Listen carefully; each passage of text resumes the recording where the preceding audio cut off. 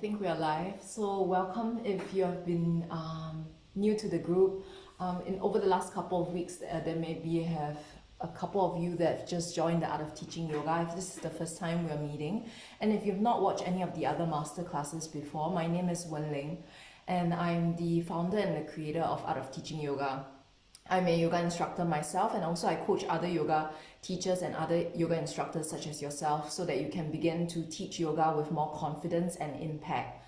So for today's episode, if you're tuning in live, please let me know. You can comment in the comment box. So as we're watching live, I have a laptop on my right side and a phone on my left, so I can see if you guys are commenting or having any questions. So if you're tuning in live, say hi, let me know where you're tuning in from. And for today's session to be more useful for you, it will be helpful if you have some writing materials. For example, if you have a notebook or you have the practice of journaling, you can prepare your regular notebook or maybe just have a couple sheets of loose paper to begin to write whatever ideas come in your mind. And then also, of course, some writing materials. It can be nice to have some different colored pens, pencils or markers as, whatever comes in. Hi, Sarah. Hello. Hi. Thanks for tuning in. As whatever comes in. So really today's masterclass is actually focused on helping you to vision your success for your yoga career in 2021. And I know many of you, as we have chatted on Facebook Messenger or through whatever platforms that we met, many of you have shared with me that this year is the year you're really looking to begin to carve a career path for yourself as a yoga professional, hi Rebecca, hello, as a yoga instructor. So you're beginning to really explore the idea of starting to become a professional, what it means for you as a career.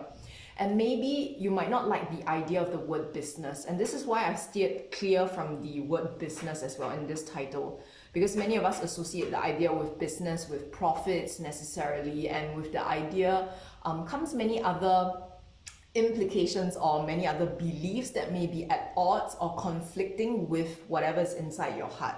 So if you're tuning in, and for example, if you also have maybe some of you in the group, you have some other form of full-time work, maybe you work full-time in the office, or you have some other form of employment, know that that is not necessarily in your way, and that won't necessarily stop you from carving a yoga career. So this is why I've used the title Yoga Career. And before we hop into the idea of visioning success, I want to invite you guys, as you're tuning in, to begin to center in what I would call a values exercise. So taking a couple moments here, I would like to invite you to think about, for this year, 2021, taking a few moments to really center into how you feel right now. I know 2020 has been a year with many changes, with many highs and lows for many of us, myself included. You might have lost many things. And for this new year, already it has been quite, for example, in the US or even in Europe, wherever you're based as you're tuning in, it might already seem like it's not a great beginning. Or maybe you've tuned in and you've had a great beginning. I want to invite you to put that aside just for a moment, right? Just briefly for a moment, and center into who you are and why you are here. So first and foremost, I want to share a little bit context about Art of Teaching Yoga. For those of you who are already very clear with the idea of Art of Teaching Yoga, please bear with me. The Art of Teaching Yoga was created because I saw in the market that there were lots of different kinds of yoga schools offering 200-hour yoga teacher trainings, which is great. And I think this information is really good, and the power and the depth of yoga as a discipline, as an information to be shared with the world. What is yoga? Yoga is union, right? Remembering that we are one and the same, and inviting people to connect with their body, with their breath, and to come back to the sense that you are whole. You, the one tuning in, you are whole, but you and me, we are the same. We are also one whole. So this is the message of yoga. So as yoga instructors, this is first and foremost, I think, one of the most beautiful messages we are conveying. But I was angry because I felt that it was irresponsible of these yoga schools to then just churn out batch after batch after batch of graduates, but not provide them with the kind of support, the kind of mentorship or guidance so that you become successful, you become like what it is to be a really great yoga teacher. And many of you may have encountered or have practiced yoga under a yoga instructor that you feel is a great yoga instructor or great yoga teacher. And let's break down the term a little bit more. So if we look at yoga career or yoga professional, a yoga professional is someone who is professional, who is the top of his or her field, who is excellent, right? Who really like excels in whatever he or she is doing. So this is what I'm hoping to share with you, and don't fixate too much on the idea of excellence, because excellence, of course, like for many of us, it may seem a little bit intimidating. Does that mean I need to be like ambitious, or does that mean I need to be the best of my field? So I created the Art of Teaching Yoga because I felt that there was a gap in the market, and there are a lot of schools out there offering 200-hour or even 300-hour trainings, and then as a yoga instructor you just keep taking training after training after training after training, thinking that, you know, okay, the next training I will feel more confident, the next training I will really become a great teacher. But actually how you become a great teacher is starting by believing in yourself, by centering in why you were brought on this path. And this is why I'm going to talk a little bit more about this. So before we even jump into the idea of, in some of the earlier episodes, I talk a lot about serving, who you're meant to serve, who is your ideal student, right? What need are you answering in the market? What problem are you solving? Before we reach that stage, you have to start with yourself. And this is actually the hardest. And I've also been thinking a lot about this, and I always come back to this from time to time. What is your why? What do you care about the most in the world? You know, when you wake up in the morning, what inspires you? And if, for example, you were a very successful yoga instructor or yoga teacher, what kind of qualities, what kind of feeling do you want to embody?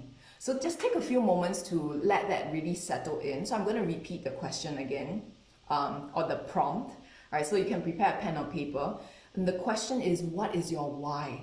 So as you embark on your journey this year in 2021, bring yourself a little bit back. And if you find it hard to answer this question, go back from before you did your yoga teacher training and think about all the circumstances that led from one thing to the other, and then you embarked on your yoga teacher training, and then you know, you started to go through this journey of transformation. So give me a moment while I answer some questions, because some people, some of the others don't seem to be able to access the link. Yeah. Okay, so I've just shared it. So go back to your why. What brought you on this path? So it might be something at a more surface level, like for example, you've always been curious about yoga, and for example, maybe you've encountered a yoga instructor who is very inspirational to you, or maybe it might have been something like you were in between jobs or in between a situation, and finally yoga teacher training became available and accessible online, and you decided this was the time that you really wanted to take the plunge and to begin to consider taking this training with the possibility of becoming a teacher in the future. So whatever that is, write that down first. So this will be the initial layer of your why. And we can work with that. So feel free to take a little bit longer to write that out. If you have the practice of journaling also right now, I'm not going to play music because it might be disturbing with your own. And I don't like to play music because everyone has their own preferences for music. So I prefer the sound of silence, let's say. And if you have your own preferred music, this would be a good time to start to play that music. So as you are reflecting on your initial why, I want to invite you to begin to think even deeper. Right, so during your process of transformation, or during your process of taking your yoga teacher training, was there a pivotal moment, or maybe a few pivotal moments that made you feel that it left a deep impression on your soul? So not just something at a superficial level, like great information, like for example, yoga is great for the body, or for example, something like anatomical knowledge and stuff like that. Something even deeper, thinking about your why, about something relating to your purpose. Because I believe that whatever we do, and if we look at all the most successful people in the world, and that it's not just people but corporations as well, what people really get or they actually buy into is not what you sell or how you do it, but why you are there. So our every day when we wake up, right, when we live, all the single choices we make, whether or not you're a teacher, right, is an embodiment of who you are and what you believe in. So this is how intentional things can be. And I believe, in my opinion, as teachers, as yoga teachers, we go one step further because we teach people. So we are, I would say, leaders or even the ones in position of, not say authority, but in position of inspiring others. So you have that capability and you have that beautiful opportunity. Hi Kati, yes, my hair is a little bit, I'll talk more about that later if there's time. But yeah, you're in the position of inspiring others with what you do. Not just within the 60 minutes of, or maybe 45 minutes, I don't know how long your classes are, but not just within the 60 minutes of classes you teach, but in the way you communicate with people on your social media, what you write about, what you choose to emphasize, even the clothes you wear, the way you gesture and things like that shows like it's an embodiment or a way of relaying what you care about and who you are and what you want to see more of in the world. This is why your why is so important. And I don't want this to be a very, how would I say it, heavy kind of exercise. Let it be fun and playful. And if you feel like, it's such a broad question and how do I begin to approach it? Right, I have a couple of different words that I'm going to share with you right now. So you can think about for this year, right? Is there a specific word or an adjective or a feeling I want to embody in my decisions that will bring me closer to the definition of success that is right for me?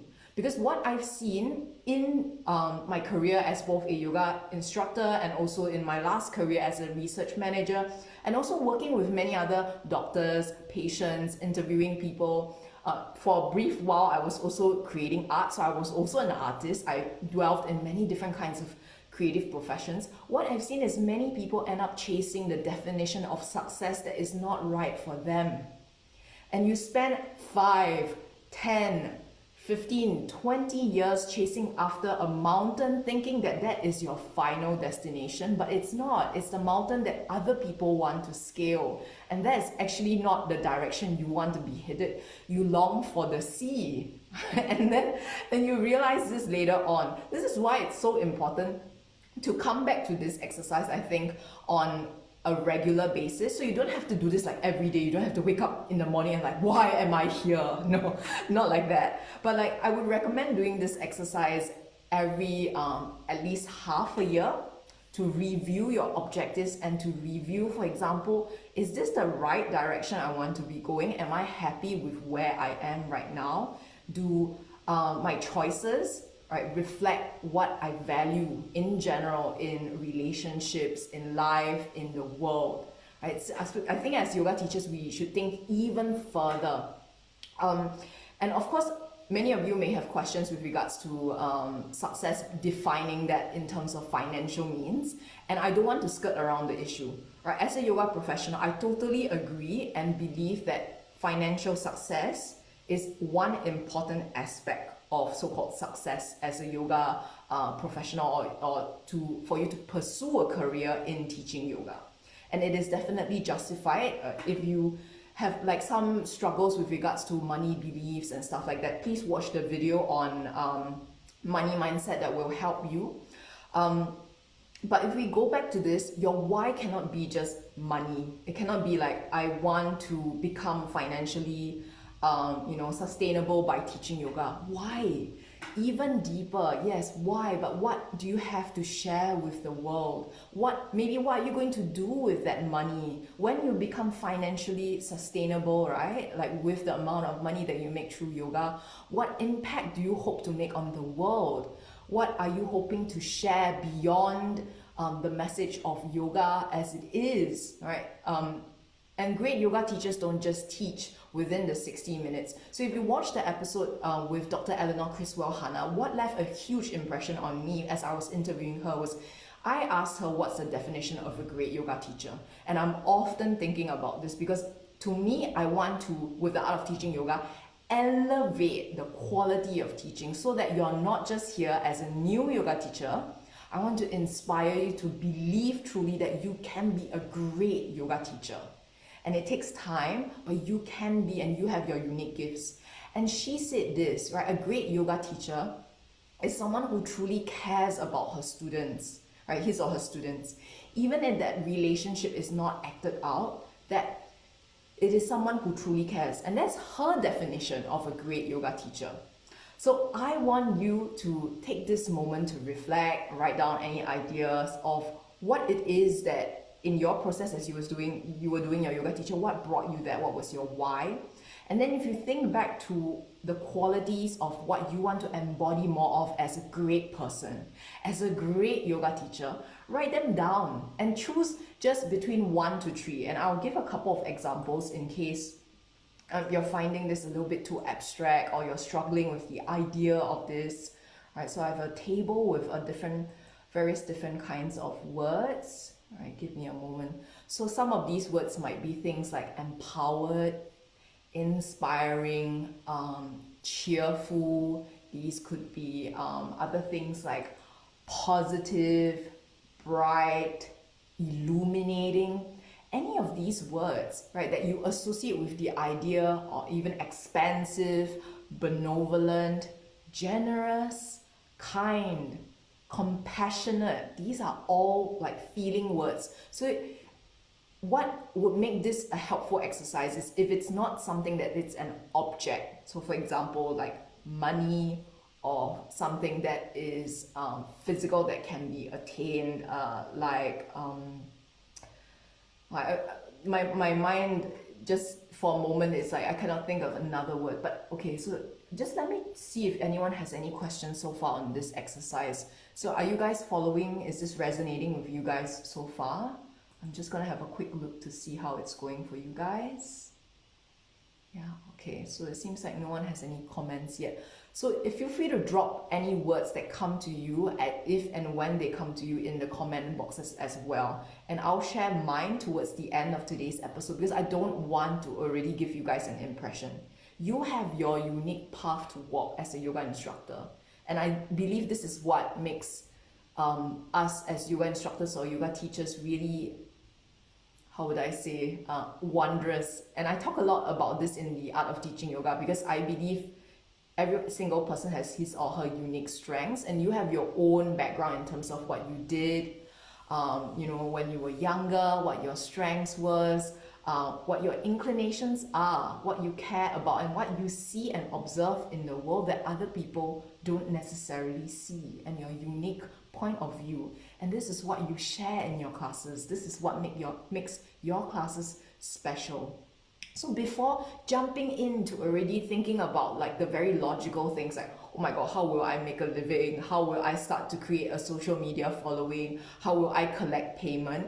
It's very important to do this groundwork first to be aligned with yourself and with the direction you want to go, so that the direction you go for the rest of the year is really the actual correct direction. You don't want to spend half a year doing something, focusing on all the execution. Okay, and then I will do this, I will shoot this video, I will approach this amount of students, blah, blah, blah. Only to realize at the end of the day, actually this is not really the kind of yoga I want to be teaching. Maybe this is not really the kind of yoga teacher I want to be. So this is really what today's episode is about, right?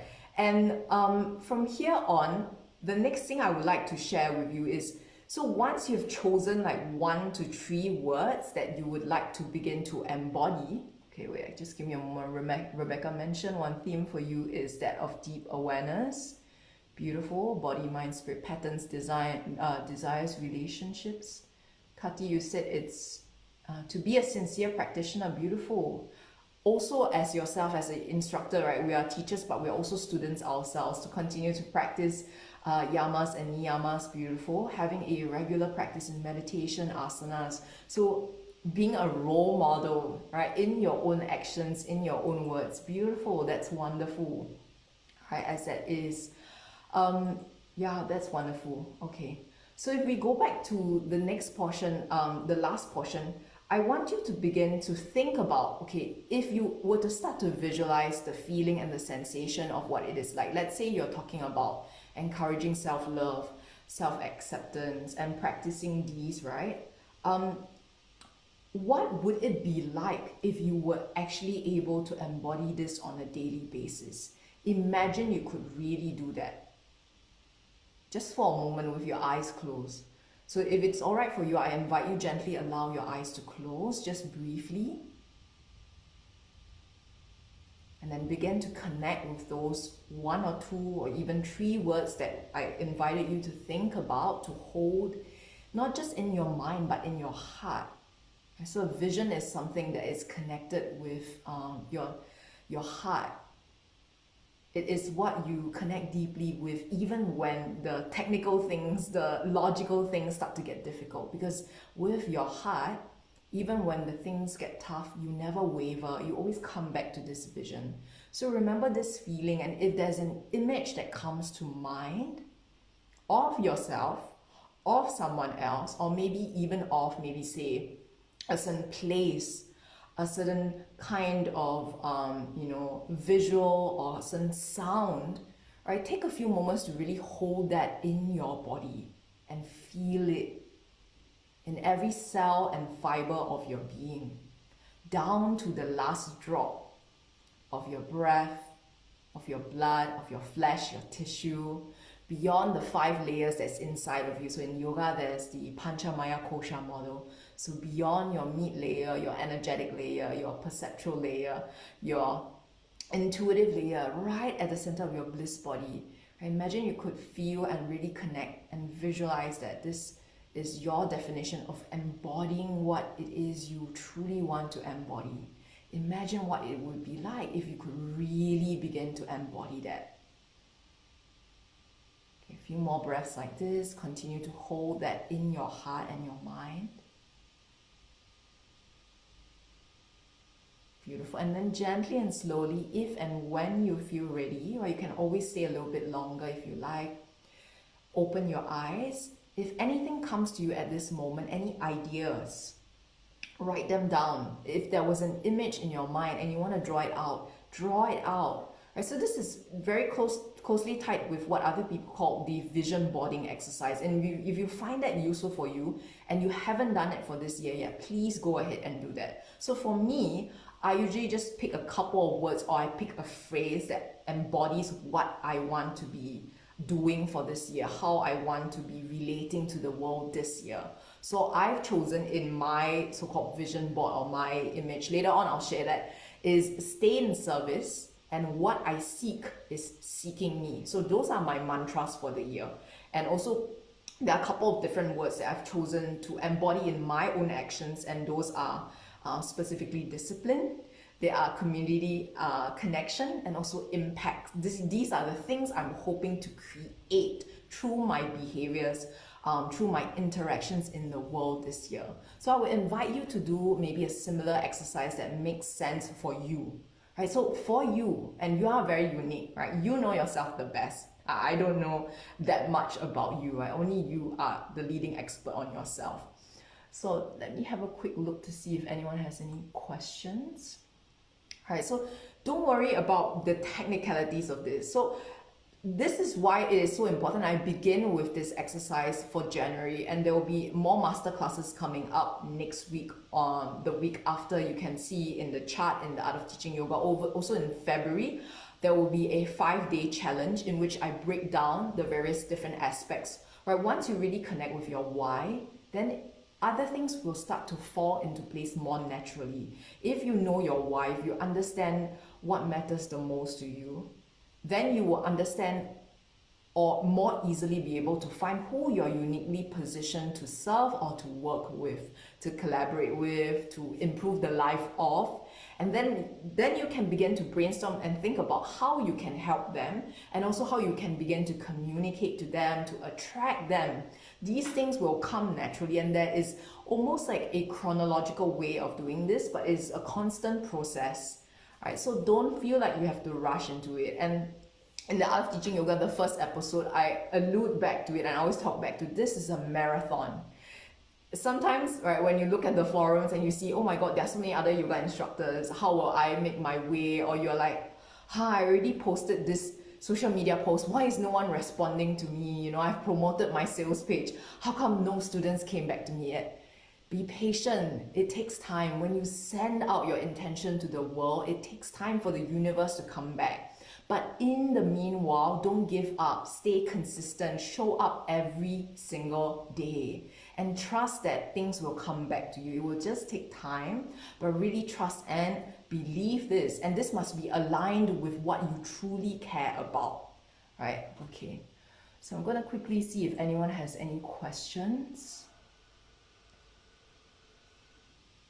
Okay, if you do, I would love to hear from you. If you had any vision or had any, for example, image that came to your mind, please pop them in the comment box as well. It would be beautiful to share. Also, if you drew something, I would love to see it. So later I'll take a snapshot of my so-called vision board. I can't really say it's a vision board. It's just a couple of different things I've put together haphazardly, and it's exactly where my workspace is. So every time I sit down and I do work, I start to do create the content, I start to do some promotion for my classes, I'm like facing this area and I spend a lot of time in this area. So it uplifts me. So same for you, right? Create some things that will uplift you, create a space and a vision for you that is really success, that matters deeply to you. And we will talk about the numbers later on. We will talk about the actual technicalities of how to break down and really start to work on them step by step, chunk by chunk. But in the meanwhile, I really want to invite you to hold this closely in your heart. And when things start to get tough, come back, always come back to this vision, come back to why you are here. And before we end off this episode, I just want to briefly mention this book. There's this wonderful book called, I think it's called Men's Search for Meaning, if that's correct. Yeah, Men's Search for Meaning. And it is a really, really wonderfully, beautifully written book by Viktor Frankl, who was in a concentration camp. And it talks a lot about how important it is in terms of purpose, in creating purpose in whatever it is that you do, because it is what will transform the nature of how you do things and carry you through the most difficult situations ever, right? So, okay, if anyone's interested, I will share the link with you as well in the comments. Okay, so very soon I'll need to hop on to another call, but if anyone has any questions, please feel free to leave them in the comment box. I'll be still here for the next couple of seconds.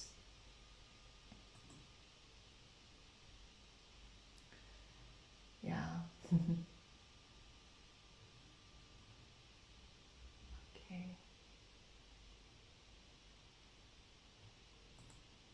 So with Facebook, usually sometimes these things, it's like the comments come a little bit slower than they actually do. So bear with me. If you are commenting and I'm not seeing them, just give me a moment. Sometimes this happens, right? And then I often end the call and then I see the comments coming in. I'm like, oh, what happened? Yeah. Kati, you just shared a comment. You mentioned in your teacher training there was one old warm-hearted teacher. She would ask you at the end of every session to hug yourself and say out loud that you love yourself, respect yourself, and you are a loving, peaceful soul. Beautiful. You want to be warm-hearted like her, right? And be that person that students can talk to about anything. Beautiful, wonderful. All right, and this is the other thing I wanted to talk about, and I'll talk about this in one of the other trainings within the 5 days, the 5-day challenge, because I truly believe that us as teachers and also as human beings with the capacity to teach, we have the power to really change people's perspectives and the quality of their lives by relating to them in a special way. So think about that. Next time, before you're going to teach a class, ask yourself, how much do I know about my students? How can I begin to help them and serve them and understand them fully, not just as the person that I teach for like 30, 60, 45 minutes in the class and then bye, you know, you don't know what they do for the rest of the week, right? These people are real human beings with real motivations, desires, challenges, problems, and maybe you can help them as well, even outside of the mat. You can somehow inspire them through whatever you are sharing with them on the mat. Okay, so I have another call I have to hop on, so I have to end off today's call. If anyone has any questions, please leave them in the chat. It's been such a pleasure to be here with you. I hope you guys have a great week ahead, and see you next week.